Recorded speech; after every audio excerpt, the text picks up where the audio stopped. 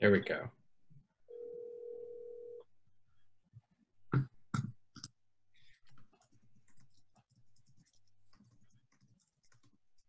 There I am. Sorry about that. I got relegated into the wrong chamber here. All right. There we go. No feedback, and I can see both of you. Apologies for the technical difficulties, and wonderful to be with both of you. I'm so excited, and I know so many of our supporters are too, to be here supporting Sydney Batch, and equally excited for occasion to be reunited with my good friend Greer Martin. So thanks everybody for joining, and Greer, take it away. Well, my sole job here, I think, Pete, is to introduce you. And I'm pretty darn sure everybody on this call already knows who you are, but I'll still try anyway. You are the former mayor of South Bend, Indiana, who was reelected with an incredible majority. At some point, while you were helping turn that city around, you also took time to go serve our country in the Navy over in Afghanistan. Of course, it was much easier in Afghanistan than it was way back in the day when I was there. Y'all had the Taco Bells and the Haagen-Dazs and everything. And came back and decided to continue your service to our country at an even higher level, and took the audacious step of running for president. I think a lot of folks that didn't know Pete Buttigieg at the time wondered why a small city mayor thought he might be qualified to lead our country. Those of us who knew Pete, though, knew that he was absolutely ready to lead the country. He is one of the most serious people I've met, ethical, respectful, open to new ideas, intellectually rigorous and thorough, and has probably the deepest sense of public service of about anybody I've ever met. The only bad thing I can say about him is that he joined the Navy instead of the Army, and that's about as bad as it gets. But he's someone who really opened the country's eyes to what service really means and what our future could be. He came up a little bit short in the primary, but has stayed deeply engaged, and I know is going to be working to shape America in the short, medium, and long term. And I'm proud to live in the same country as him, proud to have served in the same armed forces with him, and proud to call him my friend. So, ladies and gentlemen, Mayor Pete Buttigieg.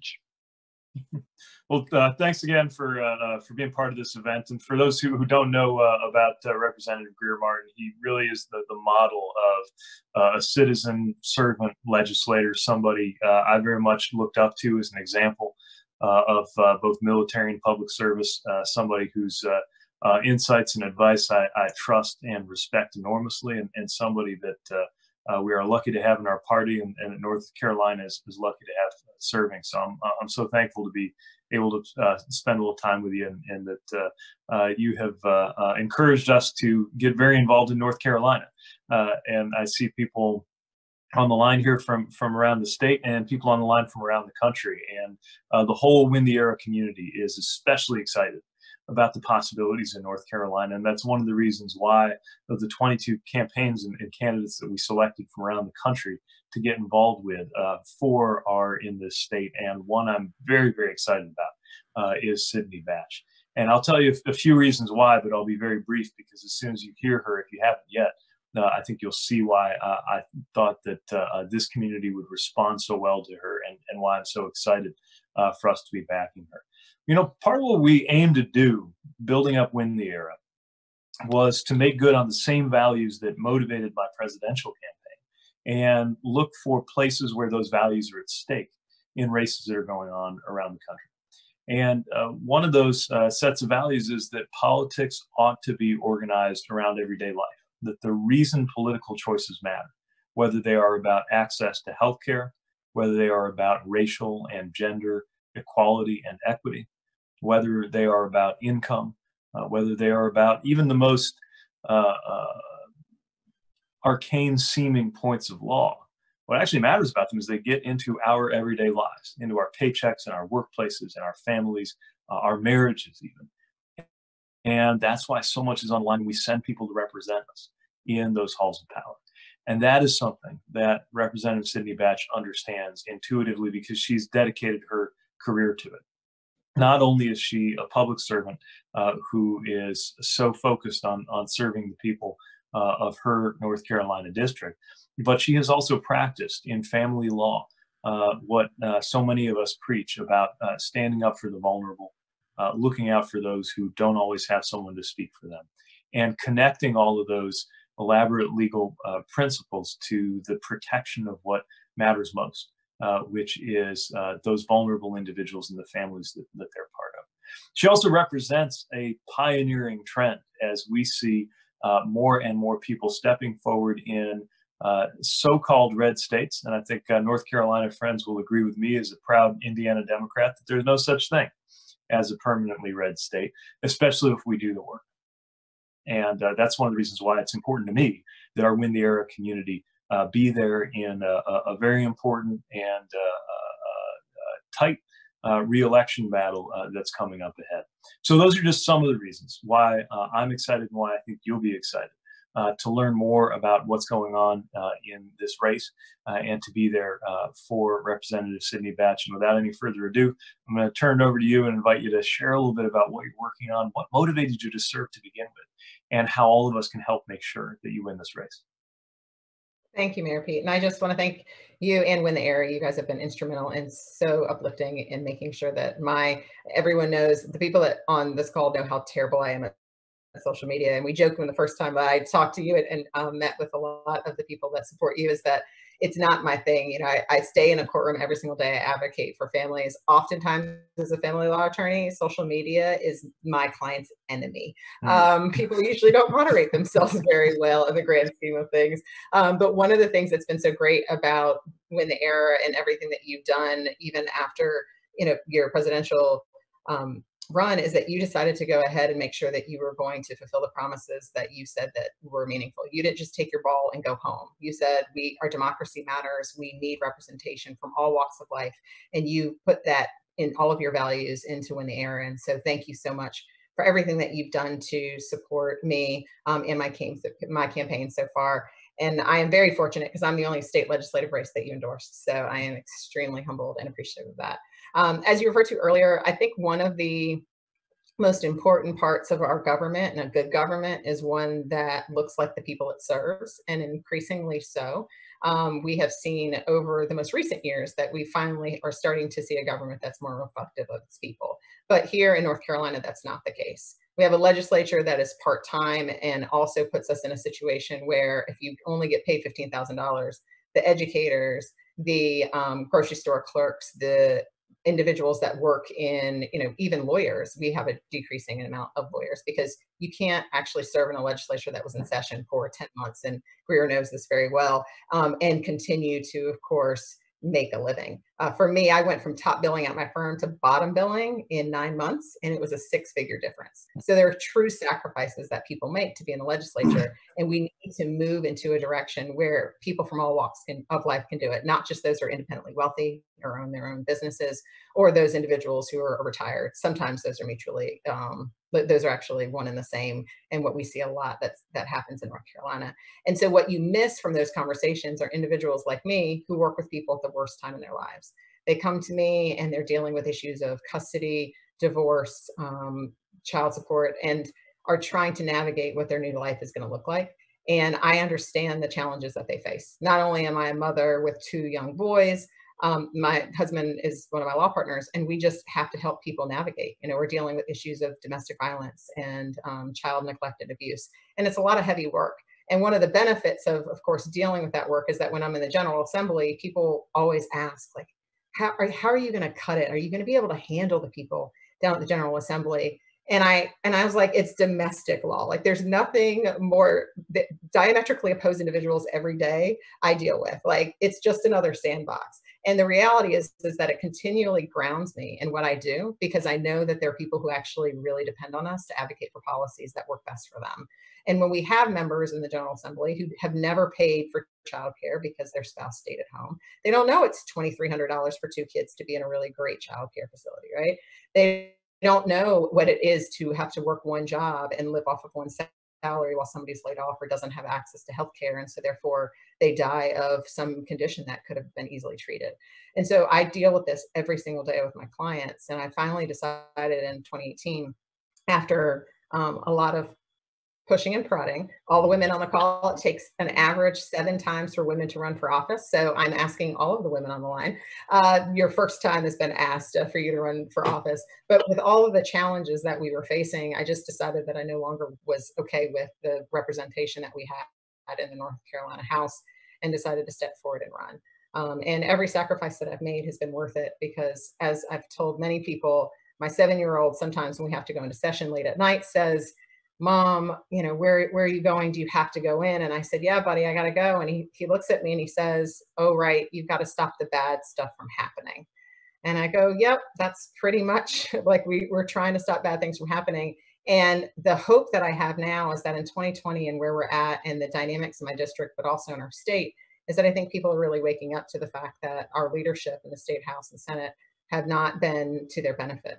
And we're finally at a point where I'm hoping that I can come back to my son one day and say, you know what, let's talk about, we don't just stop bad things from happening. We do really great things for all of the families in North Carolina so they can have the same advantages that you have. And so it's been fantastic.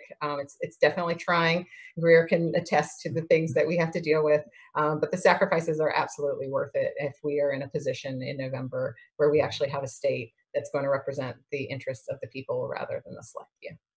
Most of you are on this call. Many of you know me, and I love you for supporting me, but I know many of you actually just absolutely adore Mayor Pete and have questions for him and questions for me. So we are going to open it up because we really just want this to be much more conversational. You don't have to hear me drone on for forever, but if you guys want to go ahead and put your questions in the chat, we will go ahead and acknowledge those. But Greer, Mayor Pete, and myself are just going to hopefully have an engaging conversation about where things are. North Carolina, you know, obviously what we're seeing across the country, and anything else that you guys want to talk about. So by all means, put your questions in and we will go from there. All right, folks, if you've got questions, go ahead and type them on in the chat, and I'll field them, toss them to Sydney or to Pete, or just because I'm a politician and I want to get some attention too, maybe I'll just answer one also. While you're typing your questions in, I did see we've got someone from New Mexico. Anyone on this chat further away than New Mexico? You'll be amazed. My brother and my sister-in-law are in Santa Barbara, so I think they've got people beat. So. All right, we've got, questions are rolling in. All right, this is fast, faster than I can ask them. So Sydney, this is a good question. What's happened with gerrymandering in North Carolina? Is there a chance for fair elections? What's happened with gerrymandering in North Carolina, of course, will take Sydney about 3 or 4 hours to explain just what's happened in the last year. But do what you can, Representative Batch. Well, and also Greer has worked tirelessly on making sure that we have fair maps. What is happening is that we are constantly in litigation in the state of North Carolina. Republicans have been pretty good at keeping us in the courts based on the fact that they've used, and I quote, surgical precision to, of course, decrease the minority vote here in North Carolina and to gerrymander districts when we are a much bluer state than what our actual General Assembly looks like. So in 2018, a lot of energy, resources, many people who have supported me who are on this call and across our state, and people across the country actually invested in our races, knowing that we were never going to get fair maps if we weren't able to flip several chambers. So in 2018, we were able to bring in and usher in 18 new Democrats, which is a very large freshman class. And I'm very proud to be a part of that. The problem has been, though, is that the lawsuits continue to come back and say, you've done it wrong, you've done it wrong. And we go back to the drawing board. And the problem really is, and Greer saw this, is that when we were in a position in which they could finally draw their maps, you saw legislators, the court ordered here in North Carolina that it had to be recorded. Every single thing that happened with redrawing our congressional maps in some of the other areas across the state, you had to actually see people hop on and you could watch a live feed. And you saw legislators go in and carve out precincts that were to their benefit, right? And we know that human nature, regardless of how altruistic you are, very few people are actually going to make their district more difficult, right, and more fair. And we just have a majority of people on the General Assembly that never teach it. And so I think one of the important things that we need to do is make sure that we actually take the majority in 2020, because that's when we're going to be drawing our maps for the next 10 years. We will be in litigation so long as Republicans in the North Carolina General Assembly are in charge. And we hope that we can actually develop and work on a nonpartisan commission that will actually help draw our maps and make, and get rid of gerrymandering, because we've clearly had to deal with it for a decade and it has not benefited North Carolinians at all. Greer, we got to get you off mute. Yeah, I should know better. We've all been Zooming for several months now. Pete, question for you. Can you tell us about your new book?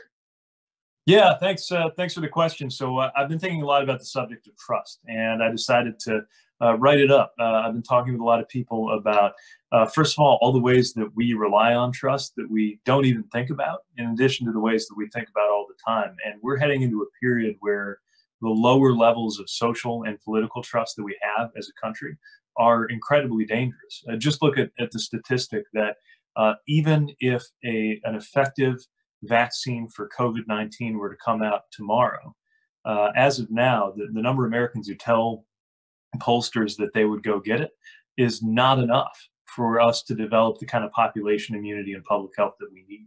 So that's just one example of how low levels of trust could be life-threatening in this country. And there's less trust in government, both for very good reasons, especially when it comes to racial injustice and all of the different ways that really over the last 50 and 60 years, there has been such a succession of policy failures that it's eroded that trust. But also because there have been some concerted efforts and attacks to undermine trust, even in legitimate institutions. And in many ways, I think this is what Russian interference amounted to in 2016. And so knowing that in 2021, as we hope a new administration takes office and we are seeking to build an agenda for the future, I think we're going to have to be really intentional about how we cultivate trust through everything from more opportunities for service, which is how I came to know and trust people radically different from me, to figuring out how to build the kind of consistent behavior overseas that in the past was why the world trusted America so much. And right now, for the exact same reason, is why the world is not so sure about us. I don't have all the answers, but I thought it was important to raise some of these questions and launch a conversation about this. And so the book will come out in October, and I'm looking forward to the conversations it's going to generate. All right, before I ask the next question, I'll note we've had some replies for the Distance Award from all over California and Seattle. I don't have Google Maps in front of me to tell which of those is further, but there's some hot competition here. So far, those seem to be the winners. The next question, Sydney, is for you, and it's one that puts a smile on my face just to think about. Representative Batch, when the Democrats win back the majority in the General Assembly, what will be your legislative priority for the next session? So outside of the obvious, which is Medicaid expansion, and for those of you on the West Coast, we are one of the minority states that have decided not to accept and expand Medicaid. So that would, at this point, given everything that's happened with COVID, would increase the coverage of 750,000 North Carolinians with access to healthcare. So that is certainly a priority. But one of the things that I am absolutely passionate about is paid leave. 12% of North Carolinians currently have paid leave through their employers. And we need to be in a state, and we need to be, frankly, in a country that supports individuals for being able to stay at home, take care of themselves, take care of their loved ones. And the bill is unique that I was one of the primary sponsors on, also has job protection, because we know that there's absolutely no point of being able to have paid leave, but you don't have job protection. So I take time off and then I get fired.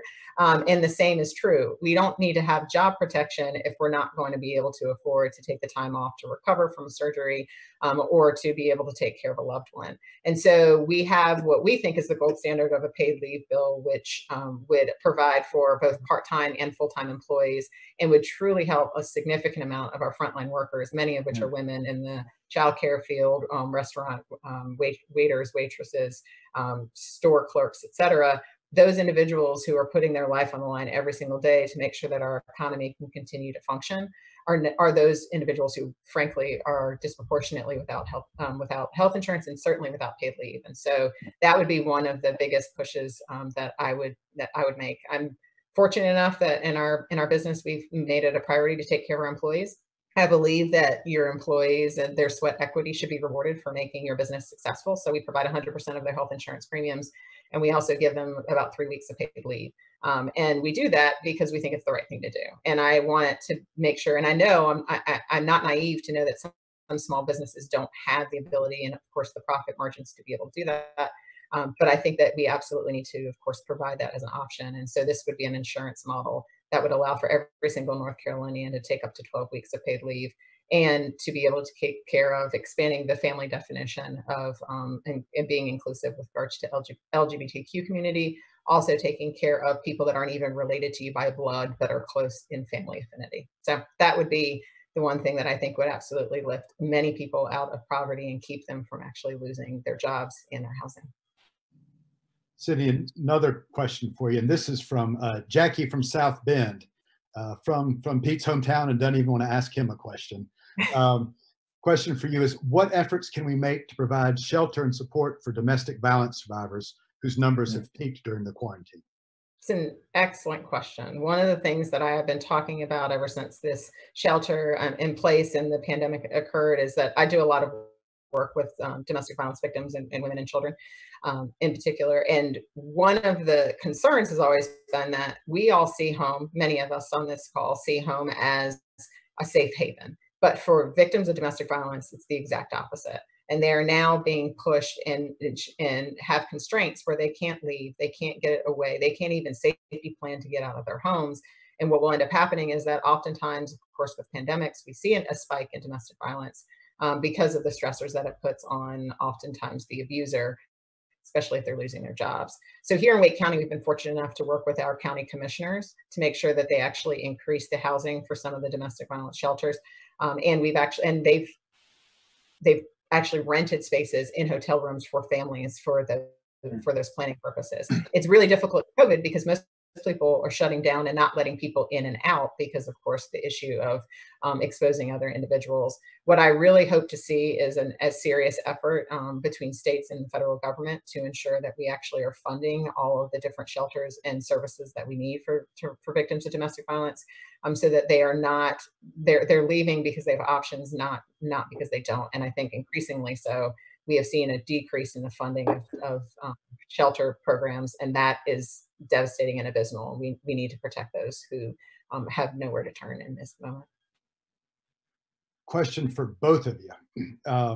How does it affect the way you serve the public when a large number of your constituents work in or otherwise significantly tied to a place, in Sydney's case, the city of Raleigh, and in Pete's case, University of Notre Dame, outside of your jurisdiction or dominating your jurisdiction? I think that's a fascinating question. Yeah, you want to take the lead, Sydney? Yeah, sure. So it's interesting because I'm fortunate enough as a legislator to be pretty close to the town. So there's a lot of, in Wake County, where the capital is, I'm only 20 minutes away from where I work. And so I actually have a better pulse of being able to represent and sort of know what's going on with my constituents because I'm extremely close to them. I do think, though, that when talking to some of my colleagues who are not as fortunate to be able to go back and forth every single day, the challenges that they face with trying to stay in the district and being relevant. And in North Carolina, we don't have any other aides. We don't have local offices. We don't get any money to have a local office for constituent services. They have to do a lot. It's a heavier lift for them, frankly. They have to constantly be there, try to engage with them, and hopefully have a robust constituent services so that they can continue to talk to their constituents. But I'm fortunate in a situation where a lot of the individuals that I help are actually in my community. And for us, it's something that we thought about a lot and worked on a lot as mayor. The University of Notre Dame is such an important part of the life of the city, even though it's technically outside of the city. It's one of our biggest employers. It's why I'm here. My parents came here and moved here because of a job opportunity there. And what we found is at the same time, it can be such a different world.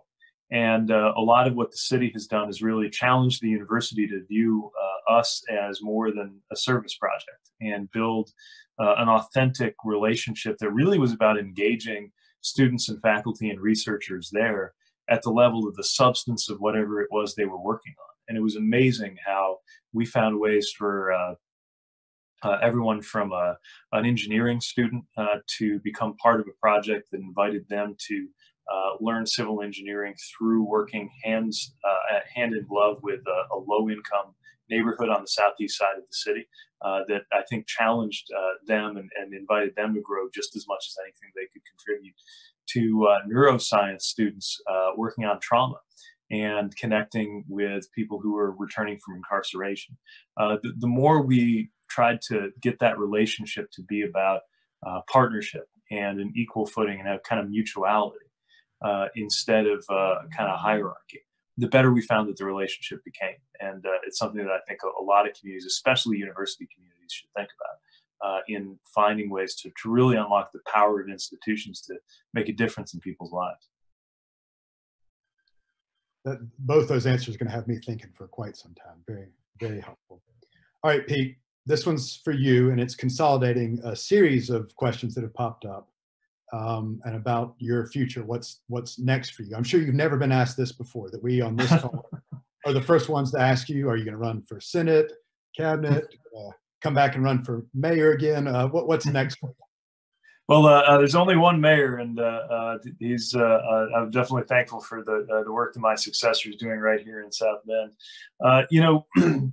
What I know is that there are a lot of different ways to make yourself useful, and this whole Win the Era effort was largely because I stepped back after the campaign and thought, okay, when I was mayor, I had one set of tools to help people with. And it was a very specific legal set of tools that you have, the powers and authorities that you have in that role. As a presidential candidate, I had a different set of tools and was able to connect with people in various ways, but always, of course, toward that one goal of the presidential election. Now we have collectively, this community of supporters that we've built has the tools to make a powerful difference this November, both by backing Joe Biden, as I'm enthusiastically doing, and I hope everyone here is joining in that, and by getting involved in races like this one. And that was the idea of Win the Era. And I'm finding that between that and some of the writing and thinking I'm doing, as well as a couple projects that relate to pandemic resilience and helping mayors navigate some of the expertise that's out there, that's been more than enough to keep me busy, at least through November. And what I know is, whatever opportunities to make a difference arise after that, they're not going to come to much if we don't get it right now. And so 4 months, it's an amazing, it's a funny amount of time to think about, the amount of time that separates us from election day. On one hand, doesn't sound like much time at all. 4 months, I don't know, one of you is probably counting the number of weeks and days too.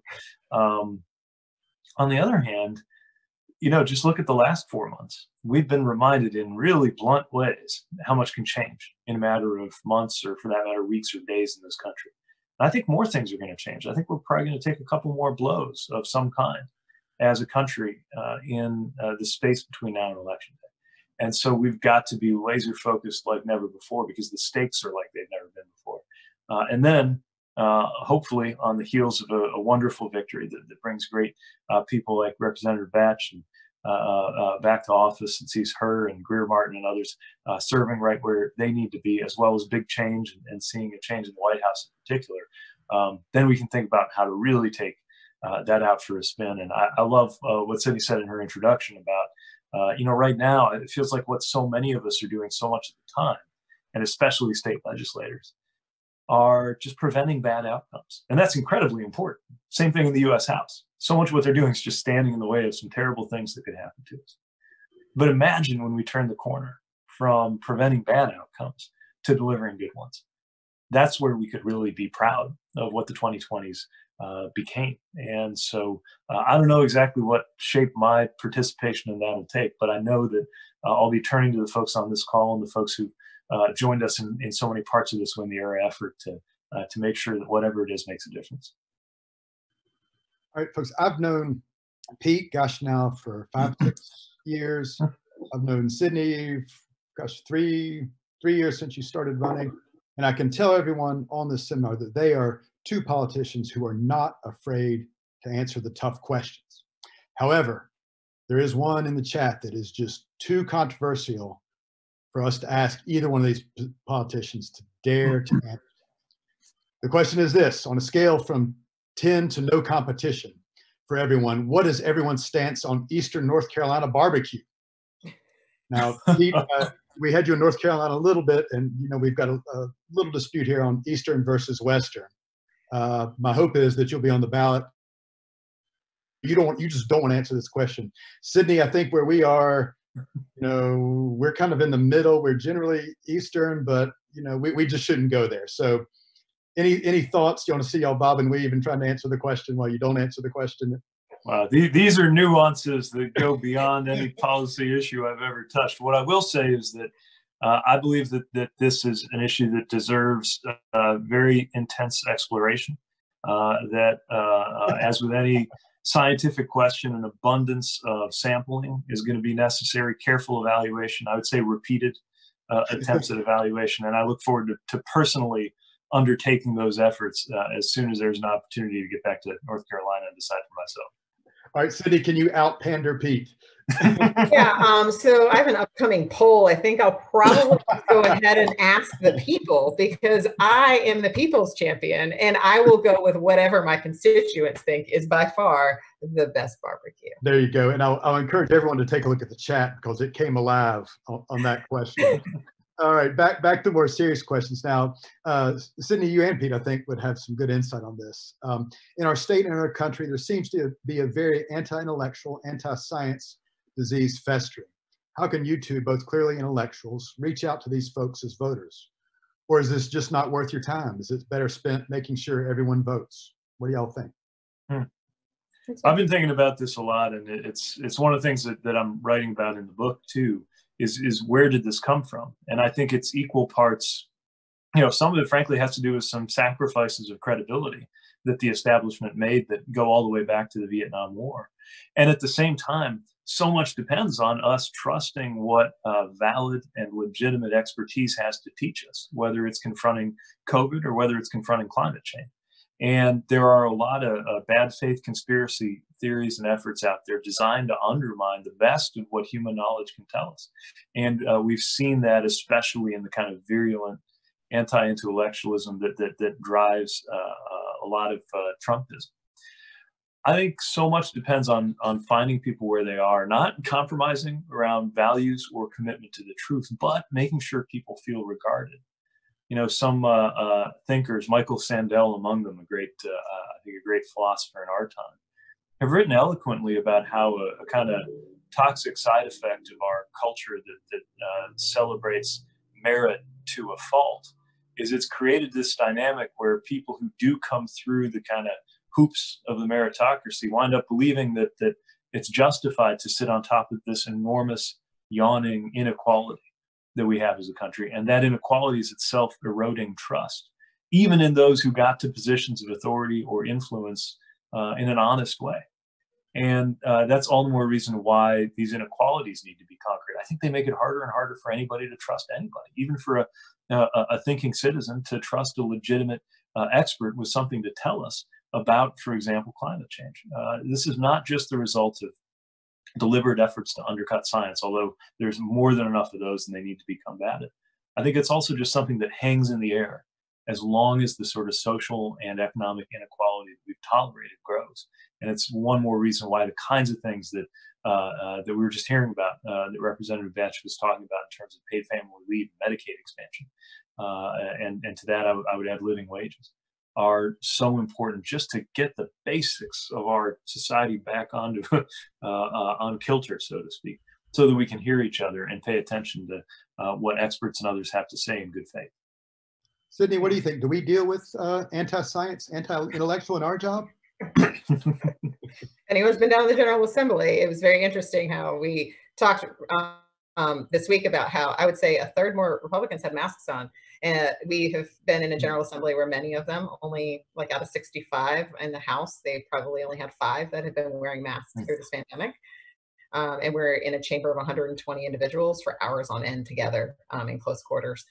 And this week we had a number of them have masks on. I think it's because a lobbyist actually tested positive for COVID, and they finally saw that there might actually be some exposure to them, and that they care finally about their own lives and their health. What I will say with regards to what Mayor Pete said, and following up on the last part, which is it really even worth us having these conversations? And my answer is absolutely, because that's where we lose, right? If we all stay in our echo chambers, We're all just talking to people that think like us. We never understand somebody else's perspective. And I truly believe that it's really, really hard to hate people up close. If we're having conversations with our neighbors, if we're talking to individuals that walk and that have a very different life perspective, we will understand them a lot more. And we won't assume that they have bad intentions for every single thought that comes out or statement that they make. And in doing so, we also have to learn the art again, because we've clearly lost this. We need to learn the art of being able to disagree without being disagreeable. And people can't do that anymore. Social media has made it extremely difficult for individuals to be able to have some moderated conversations with respect. And so I think that we need to, in a lot of ways, pull back, talk to individuals that we see every single day, and try and at least think about their own life perspective. And we've seen with protests, we've seen with a lot of the changes that have happened recently, that people are finally able to recognize that other people's life experiences have been different and have been difficult and have put them in a different place. And I think the other reason why it's so hard and we have to continue to talk to people about it is because for any therapist, psychologist, or on the call, anyone's ever taken a psychology class, you know about Maslow's hierarchy of needs. Everyone needs to have housing and shelter and food in order to be able to finally get to the next level, and then all the way to the top of the triangle of self-actualization. We have people who are struggling every single day in their lives, and they're not going to be in a position in which they're going to be able to provide or think about politics, because they're just trying to make sure that they don't lose their housing and they're feeding their kids. So I think the conversations with science go back to us relating what we know to be science in real life stories and storytelling. As frankly, legislators and elected officials, we need to do better at storytelling, and advocates need to do better at storytelling, because that's what actually moves the needle. It's not me saying that 50% of people X, Y, and Z. People aren't moved by statistics, but we can put statistics within our storytelling. And I really think that's the way that we reach individuals who might be more recalcitrant to us just saying, we just believe in science. I mean, I absolutely believe in science. We just need to put a story behind that and a person that they can identify, so that they can actually feel it for themselves and hopefully move the needle. Sydney, a question for you, and for folks on the seminar who don't know Sydney, she ran her first time last cycle and won it by getting out, shaking hands, kissing babies, knocking on doors, raising money and everything. That was without a pandemic. So the question is, Sydney, how are you campaigning an election cycle in which we've got a pandemic which prevents you from shaking hands and kissing babies? Yeah, that's a great question, and that's a challenge that we're all trying to navigate, right? When we are of a party and our base, I'm not going to canvass. It's not safe for the people that I'd be knocking on their doors. It's not safe for me. It certainly would make a lot of people angry for some of the people that I would be canvassing. And so what we have tried to do is transition the normal amount of time that I'd be knocking on doors and meeting constituents with a lot of phone banking and calling. And so we're trying to reach as many people as possible. And we also know that a lot of people don't answer the phone. So we are trying to, of course, connect that, like cell phones, with the voter files and reach out to voters via text messages and try to get a pulse on sort of where they're at. And we're going to honestly have to turn a lot more of our energy and dollars, which I think are going to make races more expensive, to mail and also to digital and TV.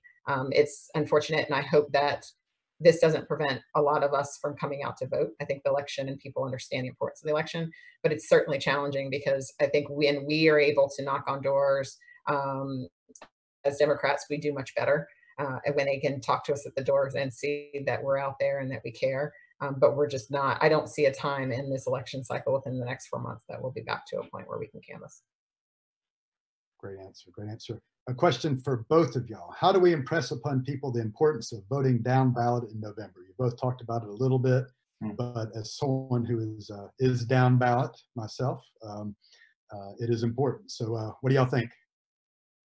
I tell people all the time that while they think that while the federal government is absolutely important and we need the federal government, it is truly a pass-through for money that goes to the state. And that if you really care about what happens to your day-to-day lives, your state legislature has significantly more effect on what occurs, on how things are funded, including public education, healthcare, and resources and infrastructure. And so I always talk to them about the importance of course, voting for the president and also for people in the Senate and Congress. All of those roles are important.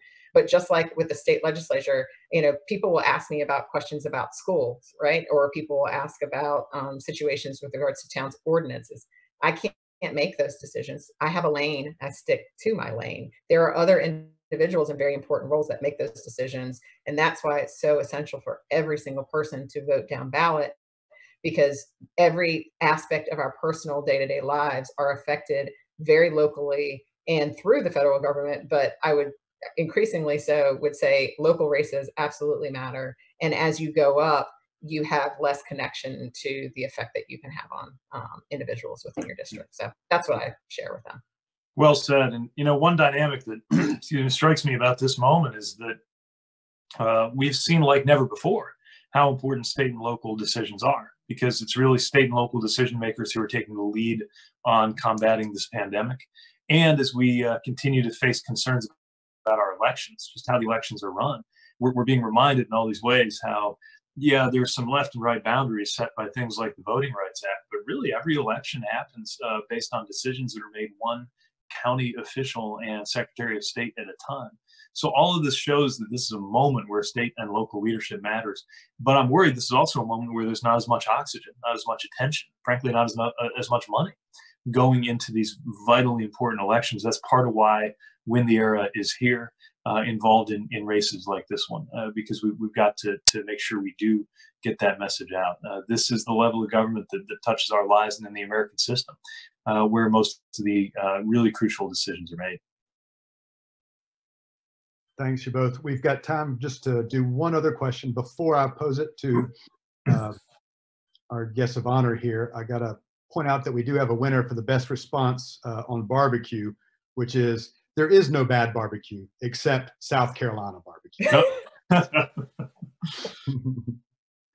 And we've got some other good questions, but since we're run out of time, I'm going to focus on one that is of crucial importance.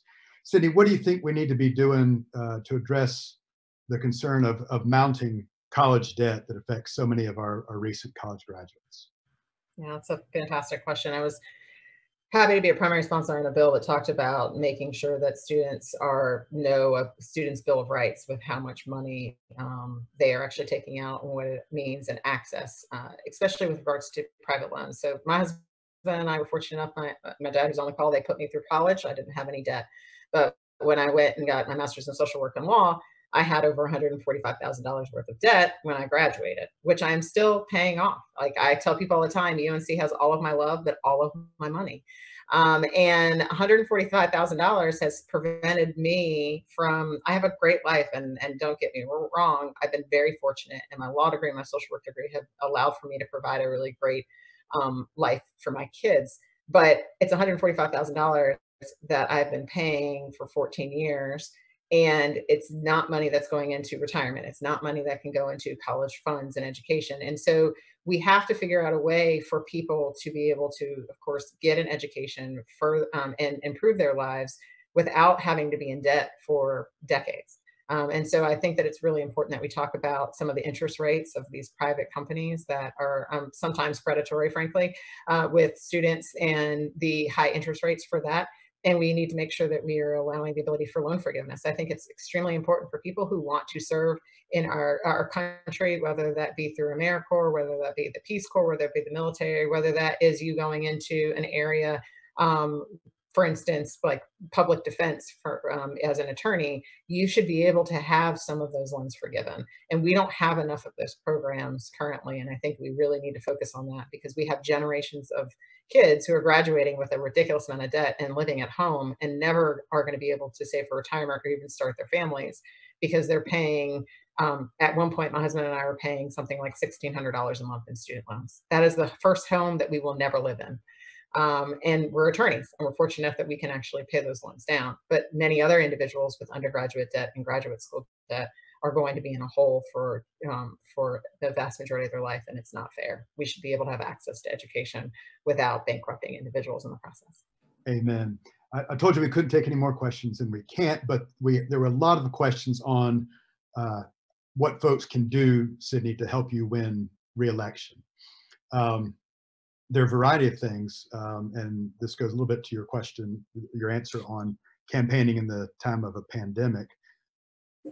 There are still opportunities to volunteer, to make phone calls, to write letters into your district. Of course, the number one thing we need is cash contributions.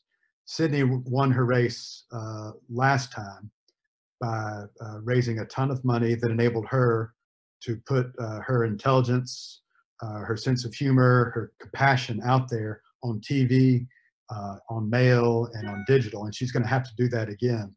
We live in Raleigh, which is, in Wake County, which is a very, very expensive TV market. And TV is going to potentially be even more important now since Sydney can't go knock on folks' doors. So if y'all are able to contribute money to help keep her in office, it would be a huge help. And we would really, really appreciate it. Sydney, is there a website they can go to make a contribution? Yeah, so sydneybatch.com. It's very easy. So just my name.com. And I thank all of you for already donating and supporting me. We always talk about the importance of the Democratic Party is truly democratic. Here in North Carolina, you raise your money and they say, hey, we'll help you out, but you got to raise your money. Whereas the Republican Party here in North Carolina is funded by large donors, and that leadership usually doles those dollars out. My race will cost in excess of just what I need to raise, $500,000. And so I'm doing the best that I can. I'm working extremely hard. And until we can get money out of politics, we're stuck with the rules that we've been given, and it's the hand that we're dealt. So I will work as hard as possible to get back to a time where hopefully in 2021, we have a very different makeup in the General Assembly and we can get good things done, as Mayor Pete talked about before. But it's going to take obviously a lot of resources, a lot of volunteers, people who are willing to call strangers and talk to them about me. So I thank everyone for what they've done so far and would appreciate any further support moving forward throughout the election cycle. Great answer. And there is a link in the chat where folks can contribute also. All right, my work here is done. Sydney, I'm going to turn it over to you. All right. I just want to thank every single person for being on this call, and it's particularly Mayor Pete. He is a busy man, and he is in lots and lots of places doing a lot of things and supporting so many candidates in so many ways. And so I'm very thankful for you giving your time and your treasures to me and to be here for so many people who are excited. You're by far my most popular person who has endorsed me. I'm just telling you, they're like I said, people like me on this call, but they love you. So I really just thank Win the Era for everything that you're doing and making sure that individuals like me, especially campaigns, can be lifted up and spotlighted in a way that we normally would not get that attention. So thank you for everything that you continue to do to support all of us, especially in down ballot races where it's going to be absolutely crucial in 2020.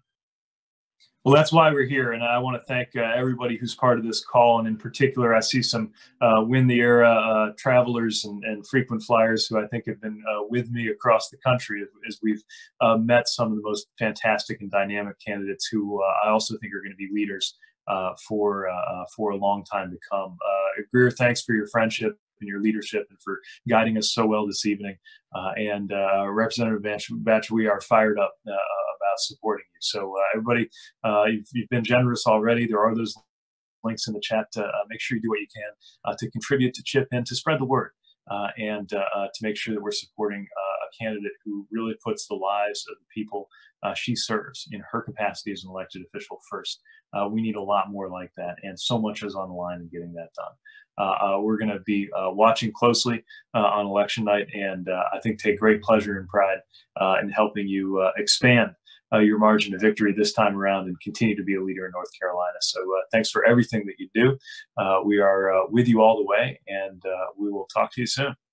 Thank you. Thank you, Mayor Pete. Thank you, Greer. I really appreciate it. And thank you, everybody, for being on the call. You have a wonderful night.